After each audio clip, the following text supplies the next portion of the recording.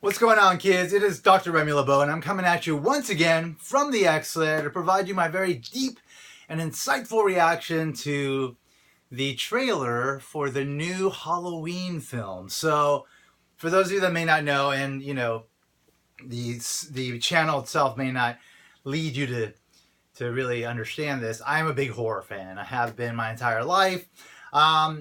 I don't watch all horror these days. I think the torture porn stuff sort of turned me off to some of the slasher stuff that's been coming out throughout the years. During the post period of that period, which is kind of like the early 2000s. But nonetheless, I'm still a big fan of the classics, Freddy, Jason, and the survivor of their epic battle must face the Shape. And that's, of course, Michael Myers. So I got this probably for Christmas about 2 years ago. It is the 15-disc deluxe edition, the complete collection of Halloween films. You got the original Halloween, which is just like, obviously, a classic directed by John Carpenter. John Carpenter went to USC. Great filmmaker. One of the first films he made. He composed the music. A horror classic. It's very quiet. It's not like crazy, gory, in your face. It's a really great film, and it established the legacy of this character, which is important. Then we had Halloween 2, which took us in a slightly different direction. You had John Carpenter produce it, but he did not direct it. It was directed by... who's it directed by? Rick Rosenthal, which I know the name, but I don't know what else he's done. The movie's all right. It continues right after the first one ends, and it takes us down a journey that this new film veers from. So this one establishes that Jamie Lee Curtis is his sister, Laurie Strode is the sister of Michael Myers, and that's why he's trying to kill her. And then, of course, the subsequent films kind of took that and ran with it, even though the third one was a complete departure from the entire mythology of Michael Myers. This is the Season of the Witch. It's about like some crooked corporation that's like selling these masks, and in the masks in conjunction with like a commercial, a TV commercial, like winds up killing children, and I remember there's bugs coming out of the I haven't seen this film in years. In fact, I should watch it because I haven't watched it in forever, and I haven't watched it since I bought this. But anyway, it took the series down a completely different route. This was directed by Tommy Lee Wallace. Again, a familiar name, but I don't know, not anywhere near as notable as of course John Carpenter, who is just Prince of Darkness, In the Mouth of Madness, The Thing. God, there's so many great films that he's made, and he composed all the music for him. Vampire. Oh, there's just so much. If you don't know John Carpenter's filmography, like, you need to get familiar with it because it's freaking great. Halloween 4, The Return of Michael Myers. Now, there's a special place in my heart in Halloween 4, 5, and 6, even though they're not that great. They were films that I watched. Like, I didn't watch the first two in theaters. Like, I watched them at home during Halloween when they would air, and it was like scary, and it scared the shit out of me. And it really got me into Michael Myers. But 4, 5, and 6 were the ones that I watched in theaters, and really got me into the mythology and the idea of like, oh my God, there's this little girl who's like his niece, and he's trying to kill her. So in part 4, like, we find out that he didn't die at the end of part 2. Like, oh, by the way, spoilers for all this. He was in he was in some sort of stasis. He was horribly burned, but they were keeping him alive, and he was in a coma. And then he wakes up, and then he goes after the sister. This little girl who turns out to be the daughter of Laurie Strode. Laurie Strode is told to us as the audience that she is dead, and that the girl was adopted. The cool thing is that you did have Donald Pleasance playing Dr. Sam Loomis, who, beyond The Shape, beyond Jamie Lee Curtis, is a defining attribute of this series. Like, the desperation and the horror in his voice and his face when he's talking about Michael Myers, the sincerity is just, it does so much to sell the series. And so the fact that he's in these actually legitimizes them for me and makes them authentically part of the series and definitely a good part of this series. So yeah, part 4 was cool. Part 5 was all right. I enjoyed part 5 quite a bit, actually, and it had this cliffhanger, and the cliffhanger took forever to get resolved. Then they did this horrible movie called Halloween, The Curse of Michael Myers, which jumped forward, I think 10 or 15 years after the 5th one, and it sort of resolved it, but not really. It was a really bad movie. This, though, what I'm holding in my hand is not that movie. This is a very special cut that was released only with this set, and it actually cuts in some other interesting stuff that actually makes this a better movie. So if you were disappointed by the 6th Halloween, The Curse of Michael Myers, try to find this version of it. It doesn't have a special name, but it is part of this box set. If you can find it, it's really good. It's an extended version of the film. Some stuff is in there that makes it make a little bit more sense, and it feels a little bit more congruous with the other the films that came before it. But still not a great film. A weird sort of departure from what you would expect Halloween to do. Anyway, so that was released in, I think 1995. Then, in 1998, we get this magical film, H2O. Is it perfect? No. It's actually pretty short. It's like an hour and 20-some minutes. Yeah, an hour and 26 minutes, which I did not fucking get. But I remember being so fucking excited about this. Halloween 20 years later, Jamie Lee Curtis is coming back. And it was like her versus the Sheep. And I remember seeing the trailers and being so fucking excited, which is why I decided to do this trailer reaction. Because I just remember being so excited by the prospect of Jamie Lee Curtis and Michael Myers, Laurie Strode and Michael Myers being face to face, and it was this shot that you see in the back cover that really got me excited. I think that was the first still that we saw from the film during that time. Anyway, I actually fucking love this film. I probably saw it 3 or 4 times in the theater. I've seen it too many times since then. Love it. It's just a great fucking icing on the cake to the story. And it was really satisfying because in the end, spoilers, she chops off his head. And I was like, fuck yeah. Not only did we get this epic confrontation, but Michael Myers is gone. Forever. And it was wonderful. And then it was all ruined with this horrible, terrible film, which I cannot believe Jamie Lee Curtis agreed to be in, where in the beginning we're told that actually wasn't Michael Myers at the end of the last one. It was somebody fucking else that he put in the mask. It was a paramedic, and that she killed the wrong person, that he's actually still out there. And then in the beginning of the film, he actually kills fucking Laurie Strode, something he's been trying to do forever. And it's just we'll just kill Laurie Strode at the beginning of the movie, and then we'll have this horrible movie that was really about, and this was in 2002, so this is the time when the internet and webcams and all this stuff had proliferated. It wasn't anywhere near the staple of social interactions that it is today, and it was still somewhat novel, and so filmmakers were let's incorporate stuff into our stories and make them better. So they try to make it better by saying, oh, there's webcams in Michael Myers' house, and we're going to shoot people staying in the house, and it's going to be fun, and people are going to love it, and it's going to get so much viewership, and then it was really shitty. And I guess the only great thing was Busta Rhymes was in it, and he was entertaining. We had also what's her name? Anyway, we had some cool people in it. Tyra Banks was in it. It was I can't watch this movie. I cannot fucking watch this movie because it ruins this movie. So this movie is ruined by this movie. So I don't watch this movie because I don't want it to ruin this movie. Anyway, so that was the death knell for the original Halloween series. Then we get Rob Zombie. So Rob Zombie of White Zombie fame decides he wants to be a director. He's a lover of cinema. He's a lover of horror films.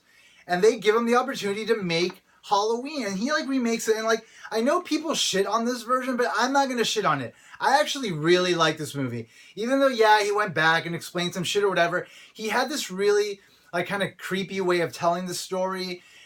Yeah, it's like a marriage of like the Texas Chainsaw Massacre aesthetic with the Halloween. And I thought he did something really special. Plus, you had the little girl that that was being chased around by Michael Myers in 4 and 5. That was played by Danielle Harris, who actually was in this film. It wasn't the same character, but she was in here, and like he eventually kills her. I don't know. There was something really poetic about this movie as sort of a confluence of everything that came before it, as well as like a new energy that needed to happen after the abomination that was this. And so I was like, cool, you know, I was down with it. And then, and I was really excited by Rob Zombie, even though like his take on storytelling is a little bit further extremity-wise than I'm willing to go. Like House of a Thousand Corpses, I think, was the first one he made, and then he made The Devil's Reject, which I like more. But like there was like some, it just like, it was a little bit too crazy for me. It was just like, all right, dude, you're going way too far with your craziness. I appreciate you, but it's a little bit further than what I'm okay with.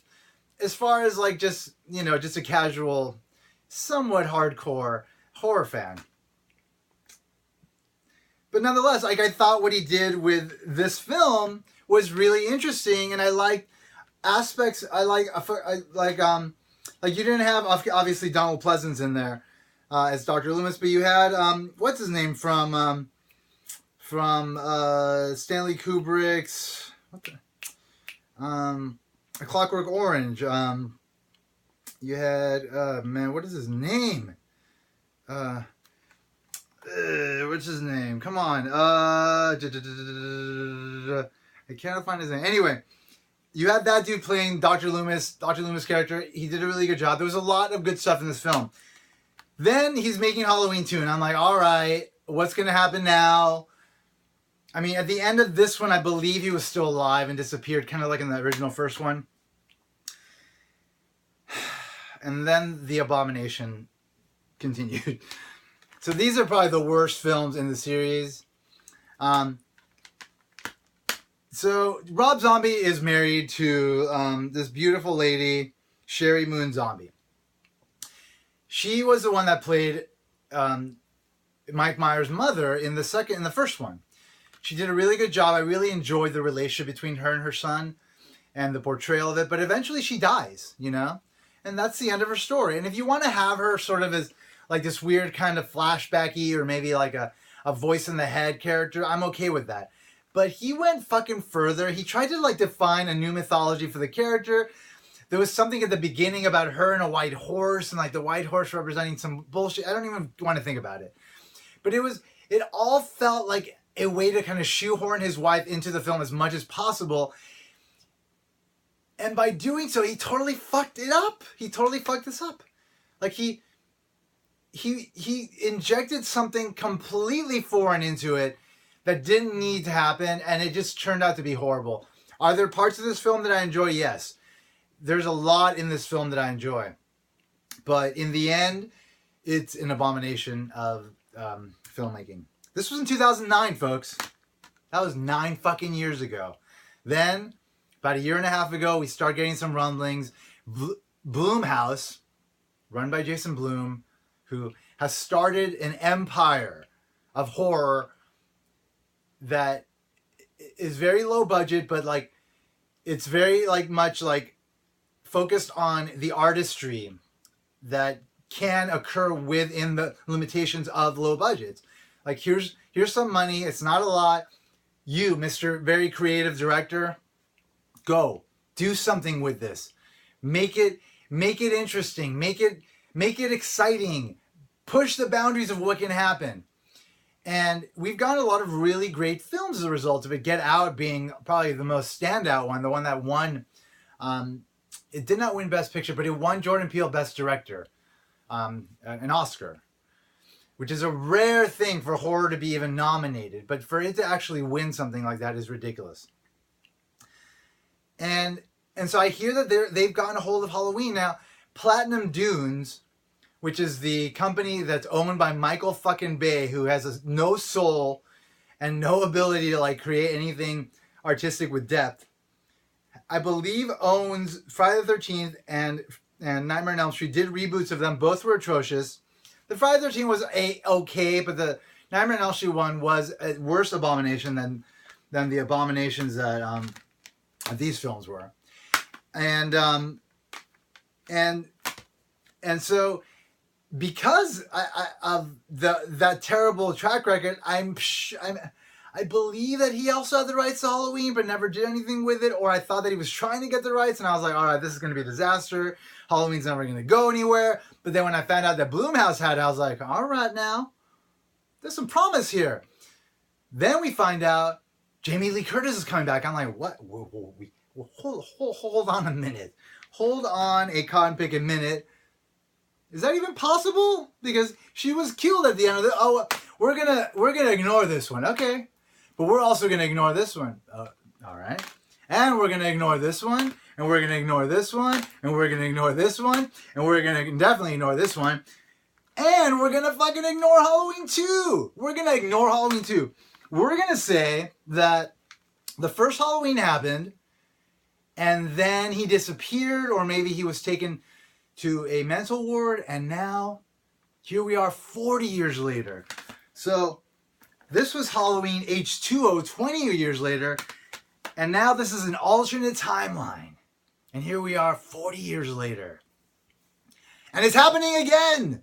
Michael Myers is coming after Jamie Lee Curtis. And so that is what we knew was coming. Jason Blum has been teasing the fact that we're finally going to get a trailer. People have been clamoring for it, even though this is coming out in fucking December. Obviously October. And right now it's, June. So we have plenty of time, but people are clamoring for a trailer. He's like, you know what, I'm going to give it to them. And so he did, and here it is. So I'm finally now, 17 minutes into this video, going to watch this fucking trailer. See what the fuck it has to offer. I really want a good film, you know? And I have a feeling we're going to get a good film, but, you know, it's like the pedigree tells us that it could be a disaster, but it also could be great. And so let's see what happens, huh? So here we go. The trailer for Halloween begins. I've been looking forward to this. I've waited for him. All right, here we go. Testing 1, 2, 3. We're on. We're here to investigate a patient that killed 3 innocent teenagers on Halloween in 1978. He's still alive, and he's in some sort of psych ward. He was shot by his own psychiatrist and taken into custody that night. And spent the last 40 years in captivity. Hello, Michael. I have something you might like to see.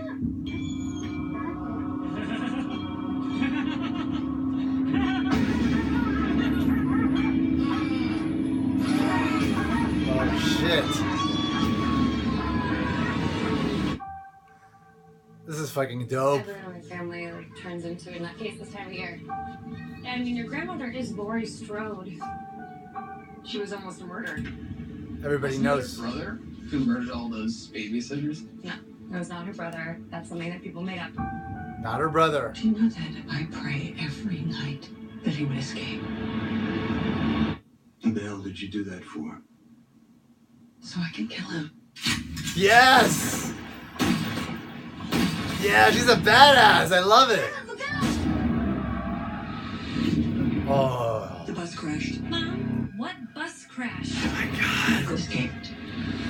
Yes. Michael Myers in the bathroom with someone in the bath. Excuse me, somebody's in here. Oh, dude, this is straight up from Halloween 4. Motherfucker's killing. Damn.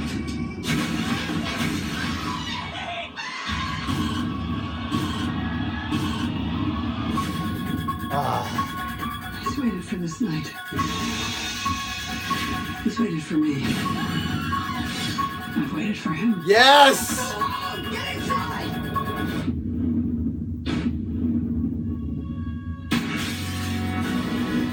You don't believe in the boogeyman?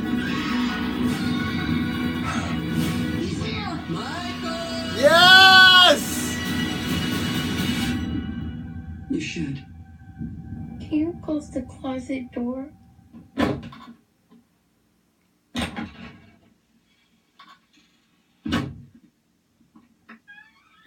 Yes!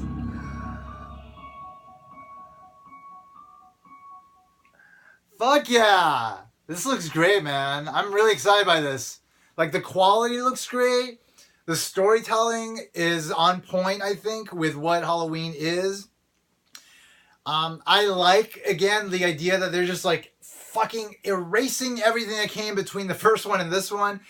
And it's like, it's a really great way to kind of reboot the franchise, take it in a new direction without having to like do something completely different. Like, no, let's just take it back to the first film, create an alternate timeline, and just let that take us to a new place, you know, versus like reboot once again after the Rob Zombie reboot, you know, which clearly did not work. And so it's like, let's just go back to basics. Let's go back to what works.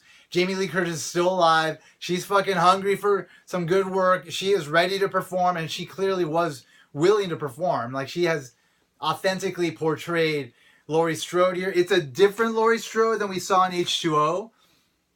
Like, in H2O, she had changed her name. She was the sister, and it was traumatizing and debilitating. She was an alcoholic. You don't see that here. You see a woman that knows this person that attacked her and killed her friends has been out there for all these years, 40 fucking years. And all she's been fucking doing that entire time, beyond living her semi-normal life, is preparing for this motherfucker to come back. Not fucking running a school for children. She's just in fucking Haddonfield. I'm really fucking excited about this movie, folks. I'm really excited about this movie. I can't wait for it. I'm going to be honest. I cannot fucking wait for this movie. God, I can't fucking wait. I hope, God, man, I hope it's not disappointing. I don't think it's going to be. I'm happy about this. Anyway, I hope you guys are too. Let me know your thoughts down in the comments below. If you haven't already subscribed, you can click down there, the little subscribe button. If you like this video, click it I like. If you didn't like the video, click it. You didn't like the video. It's all right. You don't have to like everything. Not everybody has to like everything, folks. That's the best part of the internet. But let's all try to be nice to each other, shall we? That's what's most important. Anyway, as always, I want to remind you, if you haven't already, you better put an X in the box because ain't nobody checking me. Take care, folks. Bye-bye.